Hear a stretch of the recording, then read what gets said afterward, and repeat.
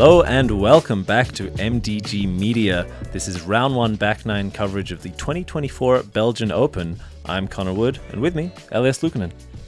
What's up, Connor? Nice to be here once again on the back 9. I think this is my favorite of the two nines. Certainly exciting, a lot of great holes ahead of us, and some fantastic players as well. Yep, we saw a lot of plays on the front 9, a lot of good plays, a lot of bad plays too. I feel like that's kind of what to expect from the first event of the season. And you see that displayed in these scorecards here. Knut, Valen Håland shooting the hottest of the front 9 on our card at 3 under, although you can see from the scoreboards below, already double digits laid down by Silverlet here, completing this feature card last of the day, so they're going into this round with some knowledge of the scores that have been played. Yeah, and that 12 under is an absolutely insane round. Probably will not be matched throughout the tournament, I would imagine. We'll have to see how the conditions are, certainly. We continue the back 9 here on hole 10, a 175 meter par 4 with OB to the right and left, as well as a hazard area delineated by these yellow flags here, a little semicircle cut out from about 125 to 140 or 50 meters there. To clear it, you need a lot of power, where the green then swings in towards the left. It can be played with 2 safe hyzers and one of the most gettable birdies considering it's a par 4. Yeah, very much agreed. All of these players are almost riding the birdie already on their scorecard. This is the common play. Timo, I believe, going with an overstable fairway. Not even trying to get all the way to the hazard, but rather just short. And from there, it's only about 75-80 meters left. And I appreciate that. I think that's a mature choice of disc there for guys who are throwing this far. And Knut, not pleased with that shot, although quite a fantastic spot. Yep, good spot. Probably a little bit stressed about that hazard. I feel like he wanted to go more outside. And Teemu here also not having what looks to be something slightly overstable. Of course, that's what you play here. Not playing too far, well safe off the hazard, and everybody will have just a basic hyzer to the green from there. I believe that was an MX2 mid-range from Teemu. Again, disking down just to avoid that hazard at all costs. You really don't need more than 100 meters off the tee here to be in a good position for birdie. Mauri playing that width a little bit nicer. As you end on the right, it will open up your angle, although it's not necessary. So you'll see him up first now with a clear look to the green. A lot of players will throw a hyzer towards this red tree and try to have it swing in beforehand. He finds himself a little too straight. You see the wind gusting. The weather was on and off all weekend so far. Yeah, the rain and the wind were some variables that were not that consistent throughout the day. And on this hole they had a bit of a tailwind off the tee, so these approaches still being thrown into a left to right tailwind. Teemu there with a good one, even kicking off the branch. I think Timo is probably trying to go, just as you said, towards that red tree and just skip to the left. For this hole, on this hole there was somehow some pretty good skips, even though it is quite wet. And uphill, all things considered, but a lot of players will be looking to play that last 5 to 10 meters off ground play, just as Knut has done, curling up by the green. And you see 3 guys there with close looks for their birdie. Mauri left with a long obstructed one. Yeah, contending with that very lush Belgian bush. It's quite incredible coming up from northern parts of Europe and coming to Belgium where all the leaves are perfectly green. It's almost like summer here, it feels. Absolutely, the winds are even warm sometimes. And very lush, you mentioned it. The rough on this course can be particularly unforgiving in certain places at this time of year, although a really fantastic course. Shout out to the Tonge family, Jean-Louis in particular, who's put so much incredible work into this course. Yeah, for sure. I think someone titled them the disc golf family in Belgium. So if you're ever in Belgium, keep that name in mind. As we're moving on to hole number 11, kind of like the last hole, this is also a very easy birdie for our top players. Really nothing in the way until the last 10 meters of the shot. You're playing slightly uphill with a bit of a low ceiling. Really a dealer's choice whether you want to go straight towards the basket or some players playing a wide skipping hyzer really both plays are good and both will get you into the circle most of the time. The skippy fairway tends to manage the late low ceiling a little bit better, as you naturally want to be at ground level to find the skip, whereas the air shot will contend with the branches, although Timo fights his way through regardless. Looked a little bit high from the hand, and fantastic result.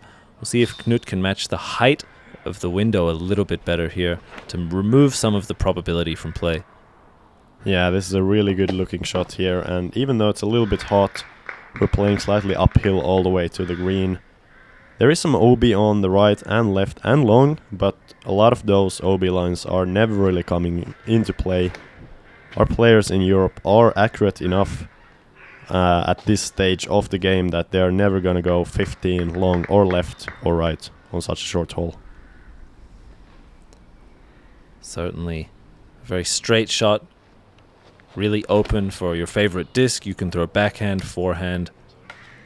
Really a shooter's choice here. And Mauri finding that late branch to kick him down, although great spot up into the circle as well for his birdie. Kind of as expected, everybody in the circle here, and Knut getting that bottom left pocket.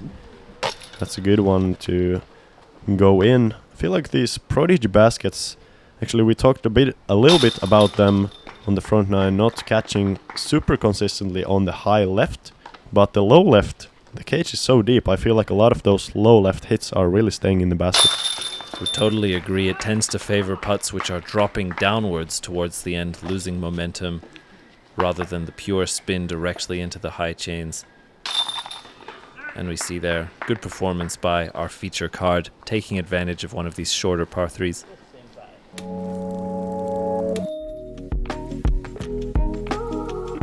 And we move on to hole 12, a par 4 at 157 meters. The first 100 meters of this is a softly downward sloping tunnel shot the entire way. After about 100 or so, it bends tightly to the left at roughly 90 degrees, where you continue through these late trees onto a sloped green.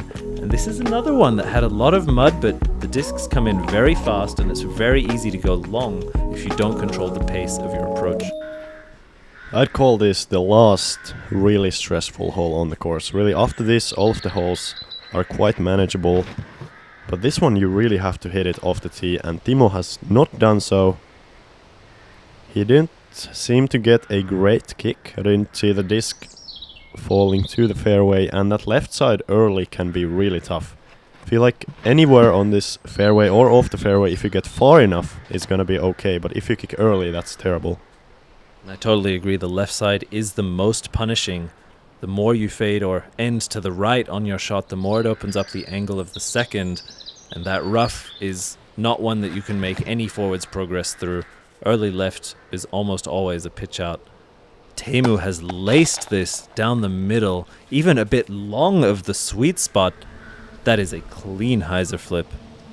Incredible drive, as you said, a little bit long, but gonna be no problem. That's only about 45 meters to go from there.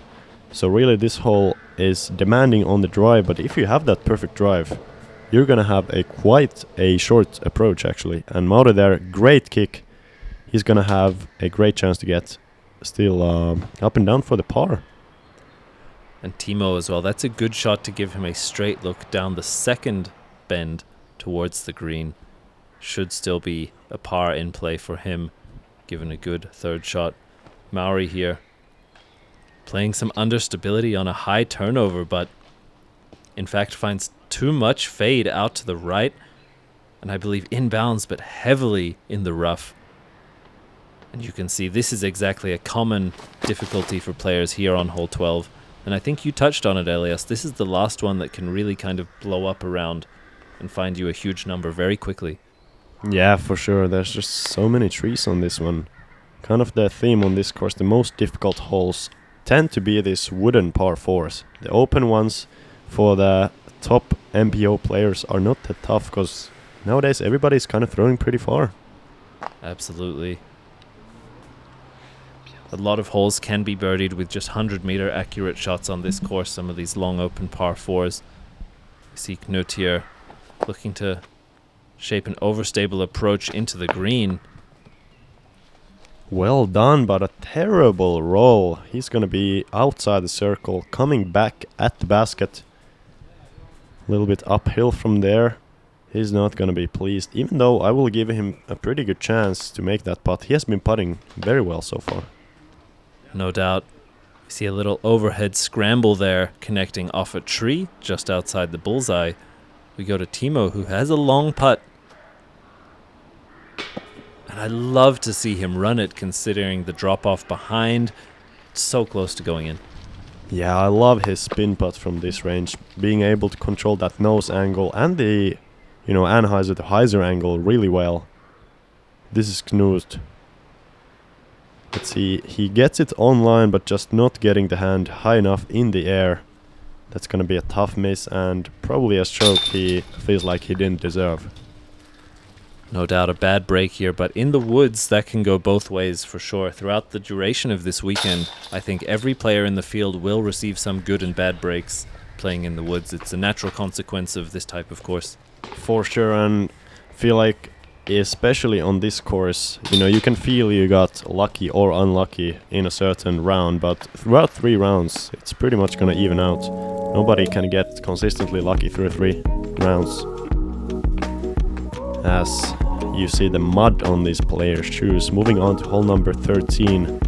A triple Mando downhill 75-meter hole. The shot itself is pretty simple. You just throw a slightly stable putter, ideally, because it's often windy on this hole. A lot of players are choosing a straight to slightly overstable putter to fight the wind. You only have the straight shot. No other choice, whether you go backhand or forehand. That's really up to you. Don't go too far though, because there is OB long, about 15 meters past, but it's so far downhill, it's quite easy to go far. Absolutely, a great test of the nose angle here. You need to go nose down to hit the triple Mando and slow it down in time, but you need to manage the height enough to get the glide and settle. Pace and touch really needed to get close on hole 13. And this is another one which is deceptively difficult. When you look at it from the tee, it feels like it should be very gettable, but you can quickly miss the birdie. And just as you see from Mauri, getting that nose down so he doesn't glide all the way to the OB, had a lot of speed on the disc. Probably would like to throw it a little bit softer, just like Timo has done here. Beautiful touch. A little bit short, should be a very makeable putt though. Putting downhill. See Knut now. Has a lot of speed and height to his frustration there, although good to not miss the Mando. If you hit it and bounce back, he still has a very savable par with a downhill jump putt. Yeah, and I don't think he can be too mad after hitting those planks on that Mando structure, since he had so much speed that would have almost definitely been OB long. I think no doubt we go to Teemu, looking at a long birdie putt about edge of circle. And just a touch low. Perhaps that mud on the footing pulling some momentum from his shot. Yep. And Timo here with that spin putt once again. Really good look at the angle he putts with. More flat from this range, as we saw on the last hole, going more nose up from further out to get that glide. But pretty much perfectly flat here. We see Mauri, who's been on and off on the green so far, but right in the heart on that one. Well done to secure his birdie. He's back at even so far through 13. And you touched on it. Holes 14 onwards are all very attackable. He still has a chance to put together a good round under par. For sure, I would say pretty much the 3 par 4s coming after this hole 13 are all holes that our players would really love to get the birdie on. Towards the playoff. Oh my goodness! That just happened. Insane, man. What a turn of events here. Hammer time. I got 41 feet for Gossage. Now this is a straight up death putt here. It's a game of inches. Your Portland Open champion, Adam Hannes. What a show these guys put on for us today. Cannot believe it just came down to that. Here we see hole 14, a 176 meter par 4, a very awkward tee shot that requires sudden rightwards movement off the tee. You have this Mando pole on the right, which we just turned around the corner, where you then want to shoot a straight to softly leftwards ending shot. A lot of players will opt for a bit of stability in the disc choice on the second, as OB long and right are the only real mistakes. You have the rough on the left, although it is safe if you end up there. You're going to see likely a lot of forehand hyzers off the tee with very overstable and potentially low-speed discs, and then straight shots on the second. Yeah, tricky shot off the tee, because you want to go far right without going very far forward. That's what I mean. So, for example, Mauri there looked like a very high release, but he was probably trying to go pretty high to get far around that corner.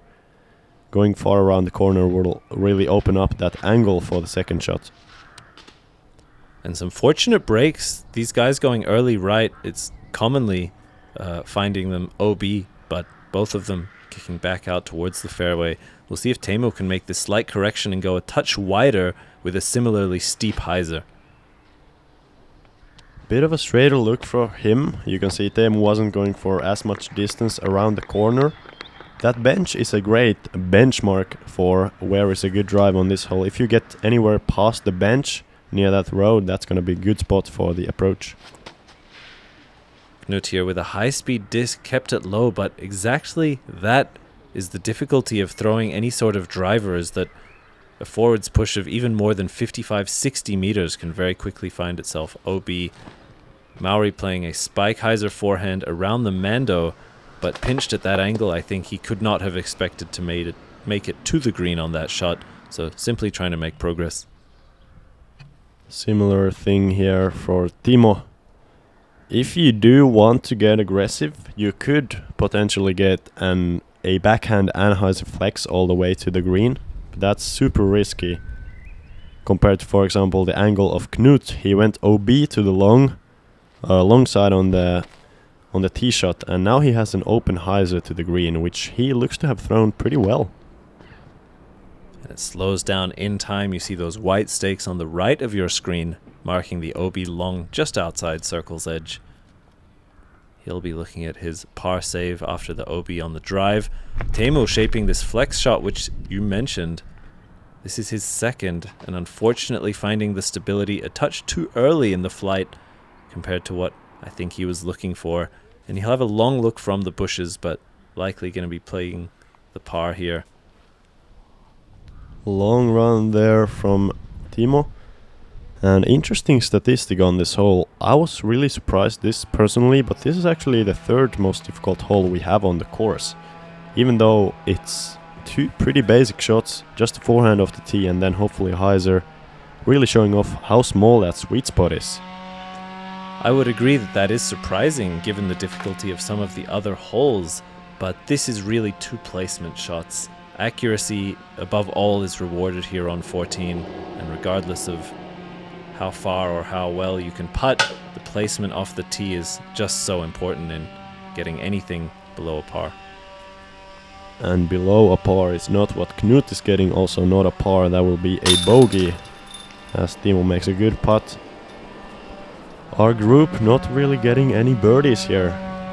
We showed that was a good showcase of how tight the sweet spot is. You really need to be at that perfect spot if you want any chance to approach the green.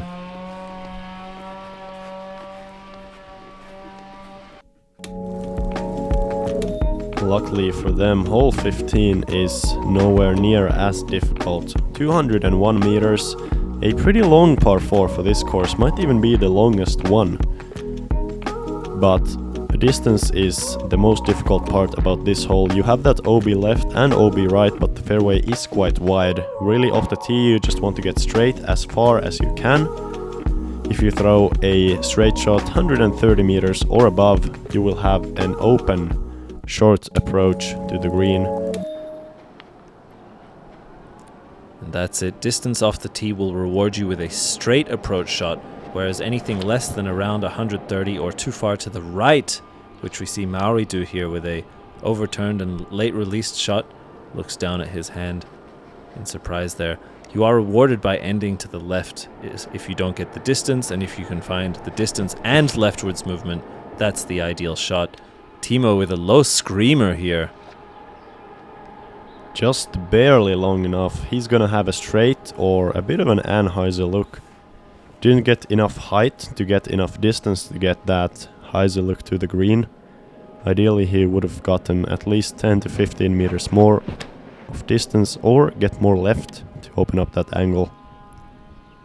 Teemu as well getting it turned over, but the full flight getting him all the way to the path. That is a big drive, and he will have an open look to the green. Well done by Teemu. We go to Knut now. Yeah, Knut looking to, or at least judging by how the disc looked in his hand, not going with a distance driver, but rather a fast fairway, trying to just place it down the fairway. And he will have kind of a straight approach. Mauri here, it's possible to get to the green from here, but it will have to be a very powerful Heiser sidearm. And this was just an early release. He needs to go much higher and wider than that in order to get around the corner, and I think he was aware of that. Will be scrambling from the bushes. Knut is maybe 5 meters short of having a straight look, and contending with the branches on his way, loses some steam, finds himself a little bit short, but with a long look for birdie. And you can see Timo barely short of having that nice backhand look, so having to go with the sidearm, but no problem for him. That's a great shot. I believe going with the Justice. Timo was just recently added to Team Latitude 64. And really relying on that Justice as well. Feels he has a strong command over that disc. Teemu curls up very nicely as well. You see the benefit of the distance he found off the tee, making his upshot much simpler. Mauri especially, with a great scramble shot, finds himself under the cage. Knut here, another great look at his putt. Feel like he has been online on almost all of his putts, just a little bit high or low on some of the latest ones. Teemu with the bag on birdie to put himself to 4 under here on 15. We saw Teemu's win last year. Was it 26 strokes under par, 6 strokes over second place. So you can expect that as a sort of pace that would potentially win you the tournament again this year. Yeah, for sure. I think the conditions might be even a little bit more difficult this year with the wet course. Most definitely. And the mud, which you see here on hole 16. I think my favorite hole on this course. Par 4 at 171 meters. You have this initial tunnel shot. Anything past that big tree will leave you with an option towards the green of either the backhand or forehand Heiser. You have OB lining the right and an OB stream lining the left. A lot of players are just going to try to crash in with a low skip or spiking Heiser to hit the green softly. It's really a hole where you can kind of choose how far you want to get off the tee. Timo trying to get a lot of distance, but that is a bad pull to the right. Didn't quite see where the disc ended up, but if he stayed in those bushes, it's definitely not going to be a birdie chance. This is not the hole that's most punishing, I would say. You have that OB left and right, but if you're not finding the OB, you can usually make some good progress even from a weak drive. And I would agree, birdie can be found from a lot of places that aren't the sweet spot off the drive as well. Certainly you can scramble a lot of positions here. We'll see if Mauri is able to hit this purely. I'd say that tree is about 110 meters away or so. Anything that gets past it will give you a pretty short upshot to the green, and this is blistered past those benches even. He's probably no more than 40 meters or so from the pin. Yeah, that's well done, and I feel like this is one of the holes where you can really see the distance potential of some of these players. You know, that tree being already quite far down the fairway, but these discs are having great speed even after passing that tree. And Knut with a great skip. Similar thing for him. Pretty short approach, and that should be almost done for the birdie. Certainly, they'll be left with a stock Heiser. Really fantastic as we kick off the season to have such an international feature card as the best players from around Europe gather to compete on the newly founded Disc Golf Pro Tour European Tour. We go to Teemu now, who finds himself on the tee pad actually of a hole not on this layout. Yep, a little bit tight on the approach. He would like to get around those trees that he kind of went through. But yeah, to get back to your point of the international card, not only the card but also the entirety of the event.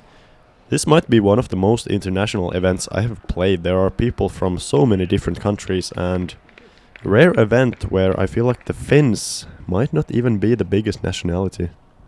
Certainly a rare occurrence here. Speaks to just how much interest there is and what a budding and blossoming scene there is in European disc golf because of shots like that from Mauri Villman, finding himself right by the basket. Picture perfect execution of hole 16. That's really well done, and a great look here at Timo's spin putt once again. A pretty decent run, but he's not gonna care about that as it is not in the basket. Knut here, test the range. He's missed a couple of these. This one is good though. Well done there. You talked about that downwards finishing putt. I feel like that one really had that sort of downward momentum at the end. Great control of the pace. And I think that that's a big topic, especially with some baskets which might not be too forgiving for purely spin putts, is modulating the power from shorter distances, making sure that it is ending downwards rather than just a flat path the whole way. And we see Timo with a pretty snappy putt, but finds it for par. He's not too pleased, but certainly a good one to find there to avoid any damage. And Mauri making this hole just look too easy. Finds himself under par. Yep, finally under par. I'm sure he's not too happy about being only one under, but I guess it's better late than never. As you can see, some people, specifically Silverlat, has scored amazing scores on the course already. We're moving on to hole number 17. Not the most difficult hole for getting a par, but a birdie here is quite tough. It's a long hole, 139 meters. Really, you have all the shots open besides the hyzer. You can't play a wide hyzer. You can throw straight, you can throw a slight anhyzer, a flex, even a forehand can play. Really important to get as close to the basket as possible off the tee, since the green can be a little bit scary on the backside. But I would expect 4 somewhat straight shots off the tee. I would agree. For these guys, I'm going to guess we'll see a couple birdie looks for sure, although it's very rare people make it all the way up into the circle. Circle 2 looks are very common on this hole, and he's moved towards the OB hill, hopefully sitting down on the edge. We go to Mauri now. Yeah, the OB right and left, they are quite far away, so a good shot will almost never land at the OB or near the OB. Mauri kind of challenging the left side OB, though I think not ending up in there. He's gonna be behind some bushes, but there are some good gaps through that right side, thick rough. Knut here also playing the hyzer flip to long flight. If he can find this to flex out through the gap, he'll have a look. But even that, as you mentioned, if you can crash those right side trees, you'll commonly have some sort of obstructed putt. And that's really the difficulty of this hole, is not only do you have to have the power, but that gap is late, about 128 meters or so into the flight. You have to hit this tight gap. Timo has blistered this one on a low anhyzer. Luckily not finding OB there by the looks of it. I believe he was just safe by about 20 centimeters. Getting up and down for the par there is ideal. Not a hole you really have to birdie to keep pace with the field. Of course, unless you're chasing that number 1 spot, which all of our players are quite a bit behind. I would say hole 17 is certainly a differentiator. And Teemu with an incredible spin putt under the low ceiling from way out. Slams the chains but does not stick it. This is really a hole where the guys who can throw 140 accurately can separate a bit from the field with a tough to get birdie. Really tough to get for sure, as Knut is trying to get it but not quite there. Luckily this year the basket has been taken away from the edge of that hillside a little bit, so you do have about 5 or 6 meters behind the basket So we can actually see people running it from further distance. I think a really good change to this course. I would agree. Motivating people to run those commonly found C2 putts on this hole is a great decision rather, in encouraging players to play more aggressively, which is what we love to see. Yep. Though interestingly enough, talking about that C2 putting, a lot of C2 putts on this hole probably quite abstracted, as there was only 1 out of 16 Circle 2 putts on this course that are made. Not everybody's marking scores. We actually don't have mandatory stats on this course. It is optional this weekend, some players opting to do it. We'll see how it plays out through the weekend regarding the accuracy of those course-wide stats. But we see here the last of the round, hole 18, 103 meter uphill par 3, playing more like about 120 meters or so in terms of power required, likely on a full swinging hyzer, really making sure to get both the height as well as the late finish to the left if you want to secure the birdie. The green is very sloped and commonly creates rollaways on both tee shots and putts that come in a little too fast. Yeah, quite rare on this one to be parked. I believe a lot of the great drives will hit the hillside and potentially be at around that, 4 to 8 meter range. Just under the hillside. And Mauri here, looking a little bit wide, needs to swing in. Never mind, that was actually just perfect. He had the height to ensure he moved left enough. Really fantastic display of how to execute the line here on 18. You see Knut going a little bit more direct, more nose down than Mauri, and a straighter path. Does find himself almost parallel in height to the basket on the opposite hill there. Will be putting at a much more flat angle. Yep.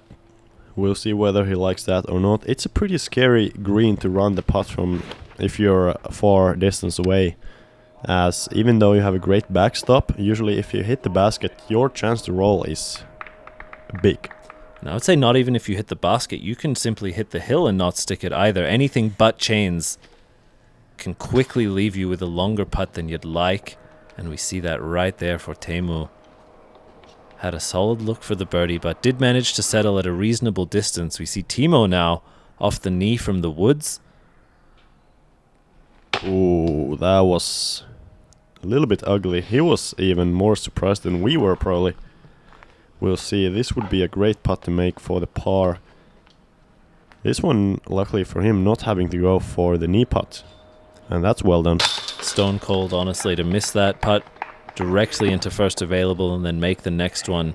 Solid recovery and tying the knot on a pretty solid round for Timo Hartmann, a player who a lot of people were anticipating to play well. And Knut kind of continuing the back nine struggles of putting. He was putting so well on the front, but on the back just hitting the band and the cage. This is a good comebacker though. He will have a round score of 4 under. It's not bad, but it's not going to be winning the tournament. Mauri as well, another player who, after his performances last season, a lot of people had high hopes for. Not off to a super hot start to his round 1, although under par in difficult conditions on a tricky course. It's still, I wouldn't say he's out of reach. It will just require a bit more work for him. For sure, and Teemu also -2. He will have a long travel ahead towards the podium if he wants to repeat that victory from last year, as he's 10 strokes back off the lead. As we mentioned, silver with an amazing 12 under round. Another double digits round though by Teemu Lampainen, young player from Finland. Has had great performance at Finnish Nationals, and we see here the final scores of our feature card. Timo Hartmann at 5 under, matched by Teemu Talikainen. Knut just 1 stroke behind them at 4 under, and Mauri Villman at 2 under par. They're going to be competing, but we'll have a brand new lead card tomorrow. For sure. Finishing or finalizing our lead card for the 3rd and 4th spot will be Nestori Tuhkanen and Daniel Davidsson. It seems like the young Finns are really taking over the scene. No surprise there. Make sure to stay tuned. Thank you for joining us for round 1. We appreciate all your support. You can like, comment, subscribe, and check us out on Patreon. Otherwise, just make sure to join us for the second round.